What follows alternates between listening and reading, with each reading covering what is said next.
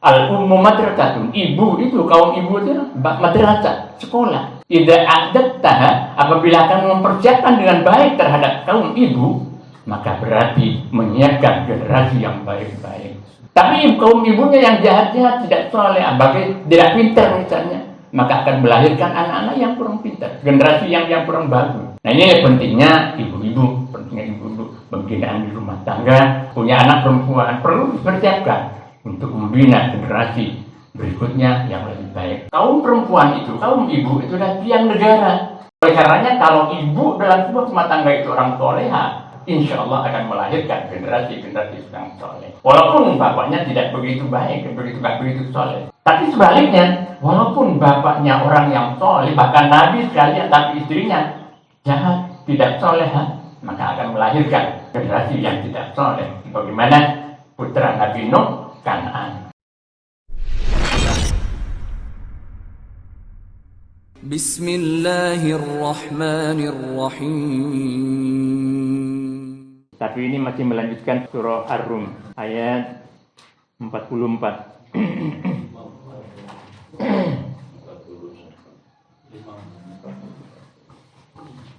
A'udzu billahi minasy syaithanir rajim.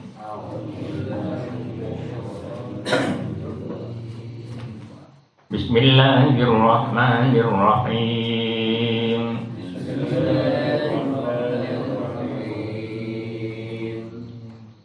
Allahul ladzi khalaqakum min dha'fin thumma ja'ala min ba'di dha'fin quwwatan thumma ja'ala min ba'di quwwatin dha'fan wa shaybah.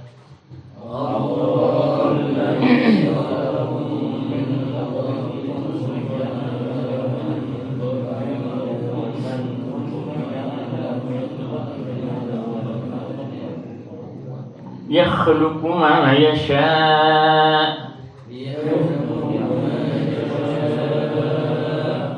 وهو العليم القدير ويوم تقوم الساعة يقسم المجرمون ما لبثوا غير ساعة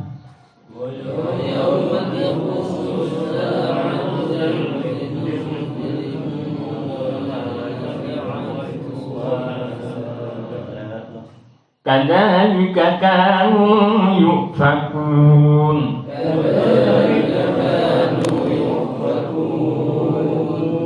وقال الذين أوتوا العلم والإيمان لقد لبثتم في كتاب الله إلى يوم البعث فهذا يوم البعث ولكنكم كنتم لا تعلمون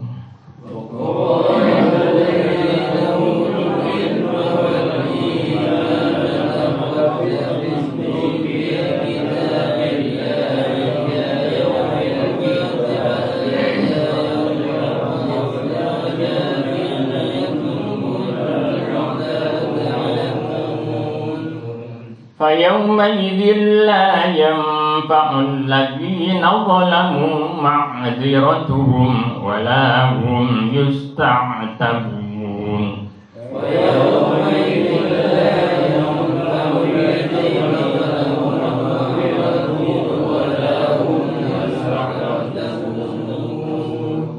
Ain kalau sukun berhati-hati di sini, jangan sama dengan hamzah ketika sukun. Jadi harus cek madhurune pangelet ka kerongkongan. Fa yauma idzil la yanfa'ul ladzina zalamu bukan sekedar ma'dziratuhum seperti itu. Kalau seperti itu hamzah. Jadi harus ngelet. Apa ngelet di bahasa Jawanya? Ya?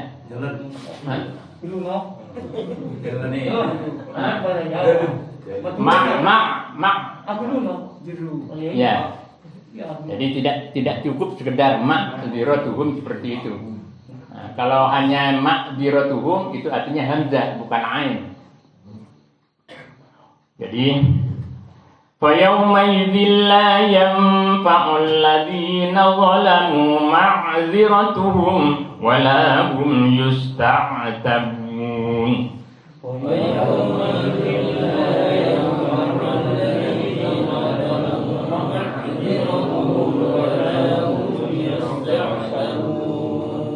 ولقد ضربنا للناس في هذا القرآن من كل مثل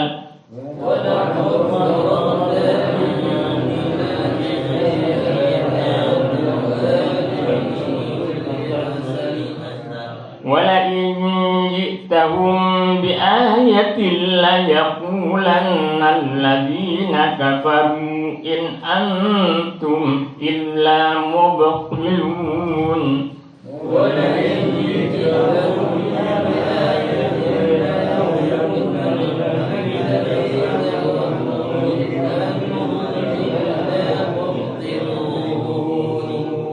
كذلك يطبع الله على قلوب الذين لا يعلمون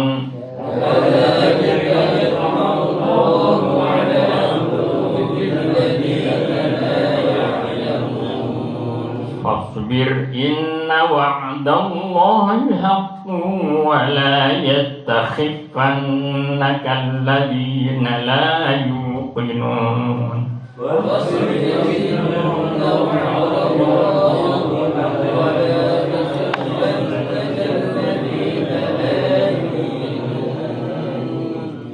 صدق الله العظيم.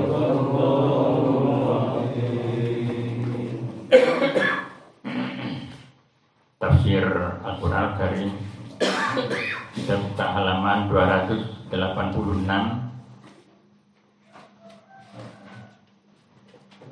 Surah Taha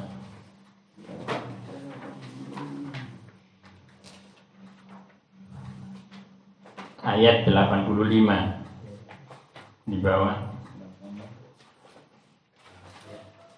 halaman 286 Surah Taha ayat 85. A'udzubillahi minasyaitonir rajim. Bismillahirrahmanirrahim.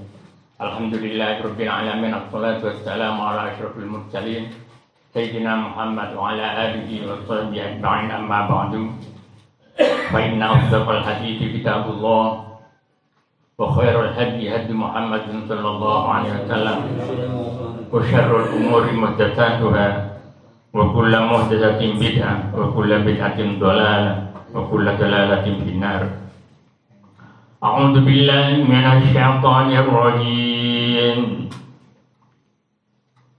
Qala fa inna qad fatanna qaumaka min ba'dika wa adallahum mustamiri.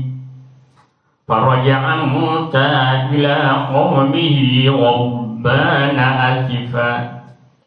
Qala ya qaumi alam ya'idkum rabbukum wa'dan hasana afaqala 'alaykumul ahdu am aradtum ay yahilla 'alaykum ghadabun mir rabbikum fa akhlaftum maw'idi. Qalu ma akhlafna maw'idaka bimalkina walakinna hummilna awzaran min zinatil qawmi faqadhafnaha fakadzalika alqas samiri. Sadaqallahul azim. Qala, berfirman Allah ketika Nabi Musa ditegur oleh Allah Subhanahu wa Ta'ala, bahkan dikecam ketika mendahului para pemuka yang memang ditunjuk oleh Nabi Musa untuk mengikuti ke Gunung Tur menerima penyerahan kitab Taurat dari Allah Subhanahu wa Ta'ala. Kemudian ketika itu Nabi Musa mendahului karena merasa rindu untuk bercakap-cakap langsung dengan Allah, karena kesajian Nabi Musa ketagihan ketika pulang dari Madian dengan istri dan anaknya. Kemudian di situ Nabi Musa bercakap-cakap langsung dengan Allah. Merasa ketagihan pada saat itu, maka ketika Allah memerintahkan untuk datang ke Gunung Tur untuk kedua kalinya menerima pencerahan kitab Taurat, dan Allah memerintahkan agar supaya 70 orang dari anak buah dan pemuka-pemuka Bani Israel diajak serta untuk menerima pencerahan kitab Taurat itu, Nabi Musa mendahului mereka. Keburu ketemu dengan Allah, keburu atau terburu-buru untuk segera berbicara langsung dengan Allah. Saking senangnya berbicara dengan Allah. Nah, kemarin kan kita sudah ketahui bahwa Nabi Musa itu diberi gelar Kalimullah, artinya Nabi yang langsung mendapatkan wahyu atau kalimat dari Allah Subhanahu wa Ta'ala, langsung berbicara dengan Allah Subhanahu wa Ta'ala. Nabi-nabi yang lain tidak seperti itu. Karena demikian, Nabi Musa mendahului yang 70 orang itu, kemudian Allah mengecam. Kenapa? Apa sebabnya? Kamu kemudian mendahului kaummu, mendahului orang yang 70 itu, sementara memerintahkan agar supaya mereka diajak serta ketika pencerahan kitab Taurat itu. Jawab Nabi Musa, wa ajiltu ilaika rabbi litarda. Kami terburu-buru mendahului mereka karena ingin segera ketemu dengan Tuhan dan segera berbicara dengan Tuhan, berbincang-bincang dengan Tuhan. Tapi tetap saja dikejar Nabi Musa oleh Allah Subhanahu wa Ta'ala. Ketika akan kembali setelah selesai 40 hari, karena waktu yang ditargetkan, yang diberikan oleh Allah untuk proses penerimaan kitab Taurat itu, penyerahan kitab Taurat itu selama 40 hari. Setelah 40 hari, kemudian Nabi Musa ingin kembali ke kaumnya. Allah berfirman, qala fa inna qad fatanna qaumaka min ba'dika wa dhallahumus samiri. Qala berfirman Allah kepada Nabi Musa, fa inna sungguhnya kami qad fatanna, sungguh telah kami menguji qaumaka kepada kaum kamu min ba'dika, setelah kepergian kamu. Membandingkan dari setelah kamu, artinya setelah kepergian kamu ke Gunung Tur ini untuk menerima pencerahan kitab Taurat. Pada saat kaum kamu ditinggal, wadallahu mustamiri, kemudian menyesatkan kepada kaum itu. Siapa yang menyesatkan? As-Samiri. As-Samiri. Nama asalnya atau nama lengkapnya As-Samiri adalah Musa bin Dhafar As-Samiri. As-Samiri itu adalah sebuah suku dari Bani Israel. Tapi ini munafik orang ini. Jadi suku ini munafik. Tidak sungguhan beriman pada Allah dan pada Nabi Musa. Munafik. Jadi pada zaman Nabi Musa itu ada nama Musa dua. Ada dua orang bernama Musa. Yang pertama, Musa Ar-Rasul. Dan kemudian yang kedua Musa As-Samiri. Setiap bayi laki-laki yang lahir dibunuh. Karena pada suatu ketika Fir'aun itu bermimpi, atau para petugas tugas tenungnya bermimpi bahwa kerajaan Fir'aun itu akan rusak dan binasa nanti gara-gara seorang laki-laki. Karena begitu mimpinya, kemudian setiap bayi laki-laki yang lahir supaya diperintahkan dibunuh. Termasuk Musa yang kemudian diangkat menjadi Rasul, dan termasuk Musa As-Samiri. Bedanya Musa As-Samiri ada ketika lahir oleh ibunya, oleh bapaknya dikalikan jurang, dimasukkan ke dalam jurang, disembunyikan di dalam jurang. Kemudian yang memelihara itu malaikat Jibril. Jadi wa Musa alladzi rabbahu Jibril kafiru, dan Musa yang kemudian dipelihara oleh malaikat Jibril kafiru, menjadi kafir. Ini Musa As-Samiri. Ini Musa As-Samiri. Wa Musa alladzi rabbahu Fir'aun.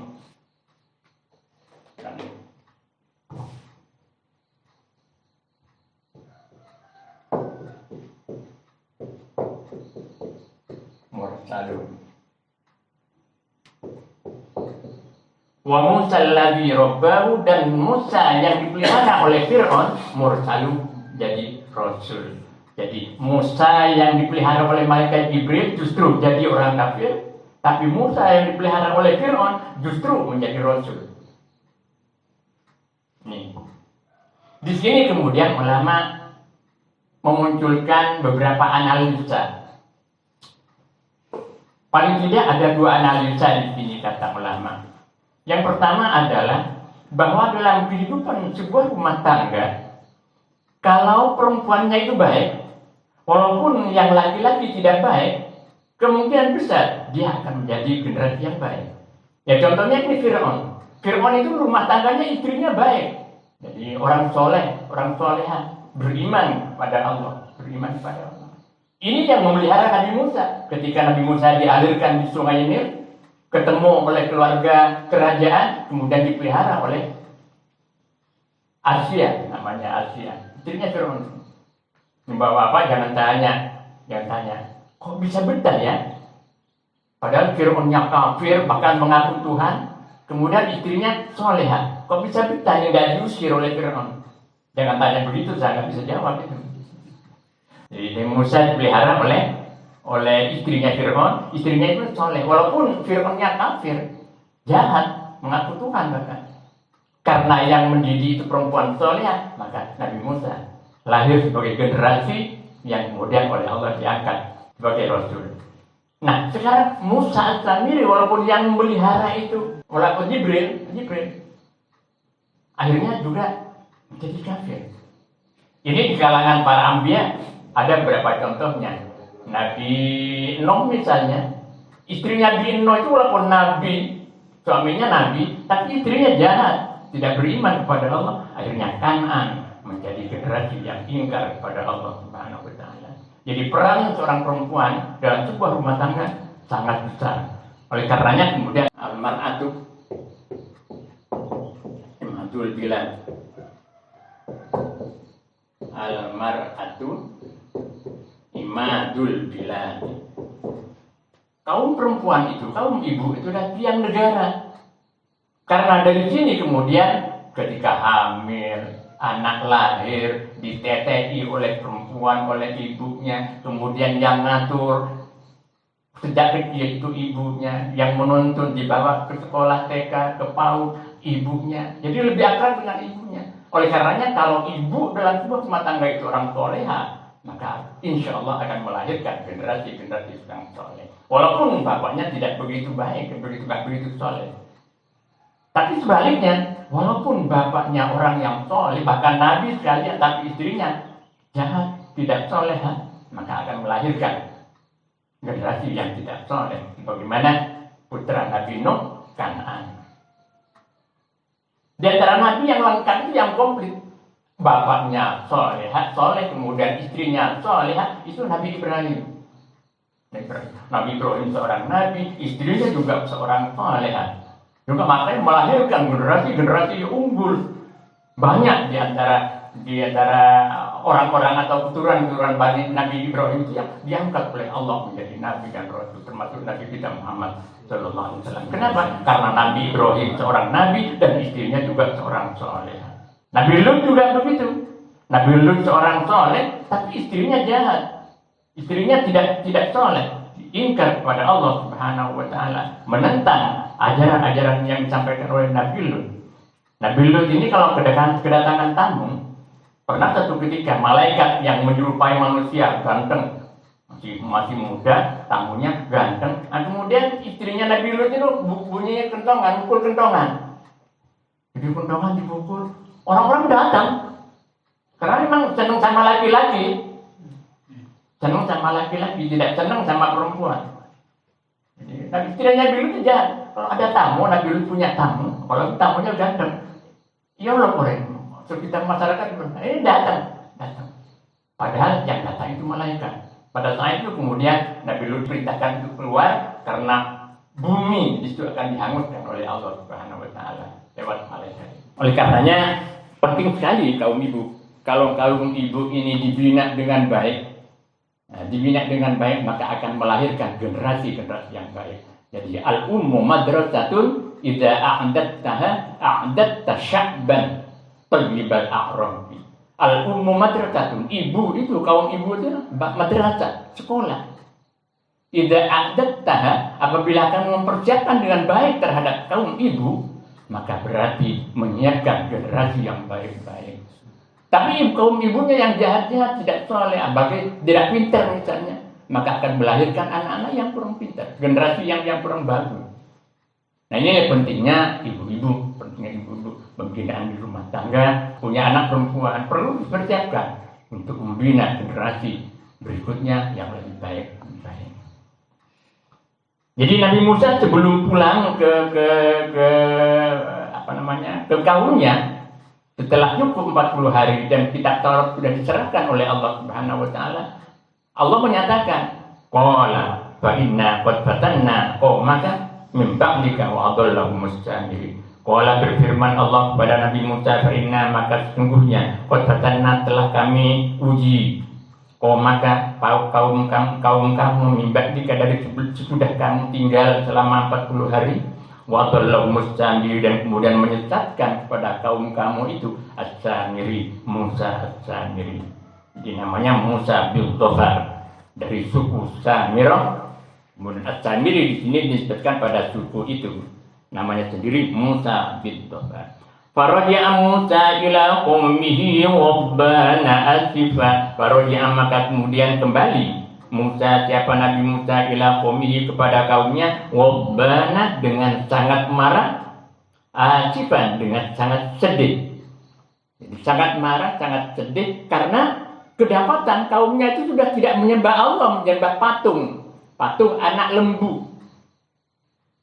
Menyembah patung anak lembu yang dibuat dan diprakarsai oleh Musa As-Samiri.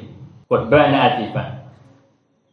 Melihat keadaan yang seperti itu, Nabi Musa berkata, qala ya qaumi alam ya'idukum rabbukum wa'dan hasana. Qala berkata Nabi Musa kepada kaumnya, ya qaumi alam ya'idukum, wahai kaumku, alam ya'idukum, tidakkah Allah telah menjanjikan kepada kalian wa'dan hasana, kepada janji yang baik, yaitu berupa pemberian kitab Taurat, sebagai tuntunan untuk dijadikan tuntunan dalam kehidupan Bani Israel. Atau afatola alaikumul ahdu, atau apakah telah lama alaikum terhadap kamu, menurut pandangan kamu, al-ahdu, masa yang berlalu setelah ditinggal selama 40 hari. Am aradtum ayyahilla alaikum ghadabun mir rabbikum, atau menghendaki kalian ayyahilla alaikum, akan menimpa pada kalian ghadabun, kemarahan, min rabbikum, dari Tuhan kalian, fa akhlaqtum mau'idi, karena demikian kamu kemudian menjadi membedai atau melanggar mau'idi, perjanjian dengan aku. Ini pertanyaan Nabi Musa ketika Nabi Musa pulang dari Gunung Tur, kitab Taurat sudah diterimakan, kemudian mendapatkan kaumnya sudah beralih. Situasinya sudah lain, padahal hanya 40 hari. 40 hari. Dari sini kemudian ulama ada yang menganalisa, karena Bani Israel itu lama sekali ditindas dan dihina oleh Fir'aun. Kan dari Palestina. Pertama kali, sering saya sampaikan ini, pertama kali di Mesir itu yang pertama putra Nabi Yakub itu Nabi Yusuf yang pertama sana. Sampai Nabi Yusuf kemudian diangkat menjadi perdana menteri di situ. Karena demikian maka beranak pinak Bani Israel di situ di Mesir sampai mencapai 600.000 pada zaman Nabi Musa. Mencapai 600.000. Nah, kemudian itu berubah. Bani Israel itu berubah setelah Nabi Musa pulang, berubah. Nah, karena Bani Israel sudah cukup lama ditindas, dihina oleh Fir'aun, maka kemudian setelah terbebaskan dari Fir'aun dengan karangnya Fir'aun dan pengikut-pengikutnya di Laut Merah, maka kemudian mereka mentalnya lemah. Yang ingin enak-enak saja, senang-senang saja, menuruti nafsunya saja, karena begitu lama dijajah, begitu lama ditindas oleh Fir'aun. Jadi ketahanan mentalnya untuk bersabar, untuk tekun dan sebagainya, itu sudah habis mental Bani Israel ini. Sehingga dalam waktu hanya 40 hari ditinggal oleh Nabi Musa, mereka sudah balik pantat, sudah tidak menyembah lagi pada Allah Subhanahu wa taala. Karena demikian kemudian ketika Nabi Musa mendapatkan kaumnya seperti itu, wadbana asifah, sangat marah dan sangat sedih. Makanya bertanya kepada kaumnya, tidakkah Allah sudah menjadikan kebaikan kepada kamu berupa penyerahan kitab Taurat untuk dijadikan pedoman dalam kehidupan? Atau kamu menilai aku pergi ke Gunung Tur untuk menerima penyerahan kitab Taurat itu terlalu lama bagi kamu? Padahal cuma 40 hari. Atau malah justru kamu ingin agar supaya Allah marah pada kita, pada kamu? Apa jawab kaumnya?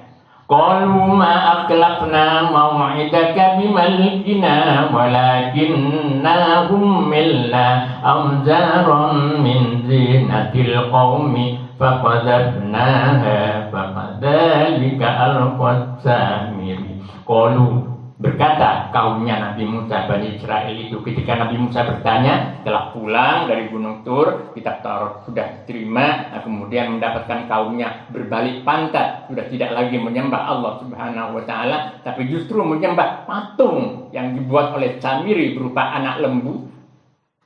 Patung anak lembu bisa bersuara. Bisa bersuara. Di dalam kitab Tafsir Ahmad bin Muhammad As-Sawi yang merupakan syarah atau hasyiah dari Tafsir Jalalain, disebutkan. Tadi kan disebutkan Musa Samiri yang ngerawat itu malaikat Jibril.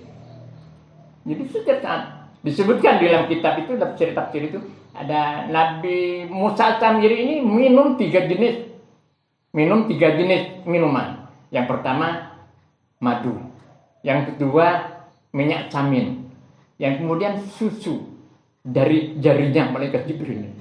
Disebutkan seperti itu. Nah, jadi Musa Samiri ini membuat patung anak lembu, kemudian bisa bersuara, diambilkan dari bekas pijakan kudanya malaikat Jibril. Malaikat Jibril itu naik kuda, ya entah bayangannya seperti apa. Nah, cuma dalam kitab tafsir itu disebutkan seperti itu. Jadi Samiri ini yang mengambil. Ya mungkin karena lama bergaul, Musa Samiri lama bergaul dengan malaikat Jibril, sehingga tahu rahasia-rahasia tentang malaikat Jibril. Diambilkan dari bekas telapak kakinya kudanya malaikat Jibril itu, kemudian dicampurkan ke adonan bakal patung dari anak lembu. Qalu, berkata mereka kaumnya Nabi Musa, ma'aklafna, kami tidak melanggar mau'idakah pada janji kamu, bimalkina, dengan kemampuan kami sendiri. Bukan kemampuan kami sendiri. Kami tidak mampu untuk menolak itu. Walakinna hummilna awzaron min zinatil qawmi, walakinna, akan tetapi kami hummilna, diberi beban, awzaron, beban yang berat, min zinatil qawmi, dari perhiasan kaum. Nah, kaum di sini yang maksud adalah penduduk asli Mesir. Jadi Bani Israel kan sudah bersosialisasi dengan masyarakat Mesir, masyarakat asli Mesir, pinjam meminjam, sewa menyewa, macam-macam. Nah, kemudian pada saat Fir'aun dan kaumnya itu tenggelam di Laut Merah, itu banyak harta-harta peninggalan berupa emas. Nah, emas ini yang kemudian dibebankan kepada Bani Israel ketika Bani Israel mau ke Palestina. Jadi setelah tenggelam Fir'aun dan kaumnya, Bani Israel ini mau ke Palestina. Nah, dengan demikian maka Bani Israel, termasuk Israel yang sekarang nggak punya wilayah. Jadi dari dulu memang nggak punya wilayah. Bani Israel hidup di Mesir, miliknya orang Mesir. bukan milik Bani Israel, wilayah Mesir itu. Nah, kemudian setelah Fir'aun karam, tenggelam, kemudian mau keluar Palestina. Di sini ada emas yang dibebankan untuk bawa. Dari bahan peninggalan itu, auzaron min zinatil qaumi faqadnaha, maka kami melemparkan kepada zinah perhiasan itu, melemparkan di api maksudnya. Tapi di sini bukan melemparkan seperti itu, artinya dicepu, elecur. Jadi emas yang dibebankan untuk dibawa ke Palestina itu elecur sampai meleleh. Faqadnaha, maka kami melemparkan perhiasan itu ke api. Fakadzalika alqat Samiri, begitu juga Samiri melemparkan perhiasan itu ke api. Maksudnya dilemparkan ke api bukan kemudian dibuang, tapi semacam tukang emas kalau mau meringkat emas itu kan campur kain panas kemudian dijadikan satu, menjadikan emas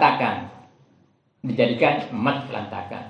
Nah, Samiri dan kaumnya Nabi Musa juga seperti itu.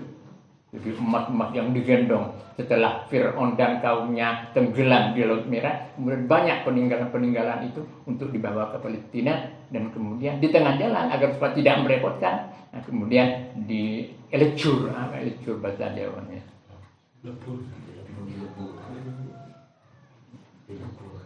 Ya pokoknya supaya yang berupa kalung, berupa gelang, berupa apa, kemudian dibakar, kemudian dicairkan, kemudian dijadikan lantakan. Nah, ini oleh Samiri dibuat patung anak lembu, dan kemudian bersuara.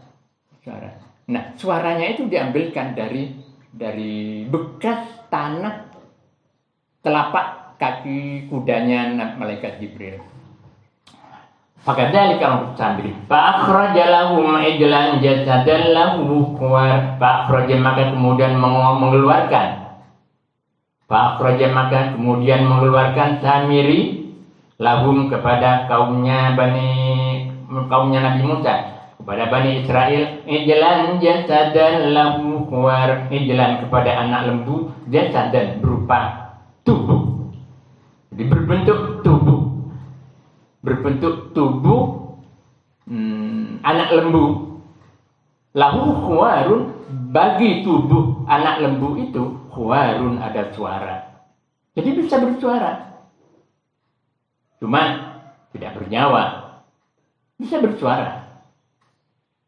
Faqalu, maka kemudian berkata mereka, hada ilahukum, hada ini ilahukum, yaitu Tuhan kalian, wa ilahu Musa, dan Tuhannya Musa. Jadi sebelum Nabi Musa datang ke kaumnya, Samiri itu berpola tingkah seperti ini. Setelah membuat patung anak lembu yang kemudian bersuara, dibuat dari emas yang digendong itu sebagai rampasan atau pinjaman dari penduduk asli Mesir. Nah, kemudian dibuatkan patung anak lembu. Kemudian Samiri mengatakan pada Bani Israel, ini Tuhan kalian dan Tuhan Musa juga. Kata Samiri, fanasiyah, cuma Musa lupa terhadap ini. Jadi jahat betul. Jadi inilah kisah yang meliputi Nabi Musa, perjalanan Nabi Musa dalam dakwah, melaksanakan tugas yang diserahkan oleh Allah Subhanahu wa taala kepada Nabi Musa sebagai seorang nabi dan rasul. Analisis yang kedua, kalau tadi kan di rumah tangga ketika perempuannya baik, maka kemungkinan besar akan melahirkan generasi yang baik. Tapi tidak sebaliknya. Walau suaminya atau bapaknya orang baik-baik, tapi perempuannya yang jahat akan melahirkan generasi yang jahat juga. Kenapa? Karena anak itu lebih dekat dengan ibu. Apalagi masih kecil, dalam masa pembinaan. Analisis yang kedua, bahwa di sini memunculkan teori pendidikan. Sebelum teori konvergensi, maaf ini Bapak guru ini sudah paham betul tentang teori pendidikan. Sebelum teori konvergensi yang memadukan antara bakat dan lingkungan, antara bakat dan pendidikan, Itu sebelumnya ada dua pandangan yang ekstrim, sama-sama ekstrim. Pokoknya kalau anak itu lahir memiliki bakat ini, pasti akan jadi. Walaupun lingkungannya tidak mendukung, tapi punya bakat, pasti akan jadi. Ini pandangan yang pertama yang ekstrim. Sebaliknya, yang bertentangan dengan ekstrim juga, pokoknya walaupun seorang anak yang lahir tidak punya bakat, tapi dididik dengan baik, akan berhasil. Ini pandangan sebelum teori konvergensi. Begitu ya. Betul Pak ya. Jadi teori konvergensi ini memadukan yang punya bakat kemudian didukung dengan pendidikan yang sesuai dengan itu, maka akan sukses. Contohnya begini. Seorang anak yang lahir bukan dari keluarga sepak bola, kemudian tidak memiliki bakat sepak bola, dibina, dilatih di sepak bola, tidak akan berhasil dengan baik. Tidak akan berhasil mengambil. Karena bakat dengan pendidikannya tidak menyatu. Tapi sebaliknya, kalau misalnya seorang anak yang lahir punya bakat, kemudian diarahkan pendidikannya ke sekolah sepak bola misalnya, maka jadi akan menghasilkan pesepak bola yang bagus. Nah, di sini kemudian di perguruan tinggi kan ada istilah penelusuran bakat dan minat. Itu dalam rangka mengetahui potensi anak ini. Makanya ini yang perlu disampaikan pada orang-orang tua ketika akan mendidikkan anaknya, dilihat bakatnya anaknya. Kalau bakatnya ke agama, jangan dimasukkan ke teknologi, sulit untuk bisa berkembang. Kalau bakatnya teknologi dimasukkan ke pesantren suruh belajar takbir, tidak punya bakat, ya sulit juga. Ini pentingnya kita mengetahui potensi dan bakat yang dimiliki oleh seorang anak. Ini kalau dikaitkan dengan itu, karena Nabi Musa yang lahir tentu dari keluarga-keluarga yang baik. Nabi Musa yang kemudian diangkat menjadi rasul, kemudian dipelihara oleh seorang perempuan salihah, istrinya Fir'aun, Asia namanya, maka berhasil dengan baik menjadi rasul. Ini analisa bagian ulama tentang kasus yang terjadi pada zamannya Nabi Musa. Kemudian ada nama dua orang Musa di situ. Musa kemudian diangkat oleh Allah menjadi rasul, dan Musa kemudian menjadi seorang kafir. Bapak, saya rasa itu mudah-mudahan setiap majelis ini, setiap pertemuan ini akan membawa manfaat pada kita, membawa keberkahan pada kita, dan kemudian meningkatkan keimanan kita kepada Allah Subhanahu wa taala.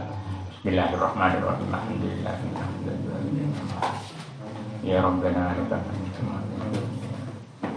Salatu wassalamu ala rasulillah. Allahumma anfa'na bima 'allamtana. Amin. Nastaghfiruna min qawlina. Sallallahu alaihi wasallam. Alhamdulillahirabbil alamin. Al-Fatihah.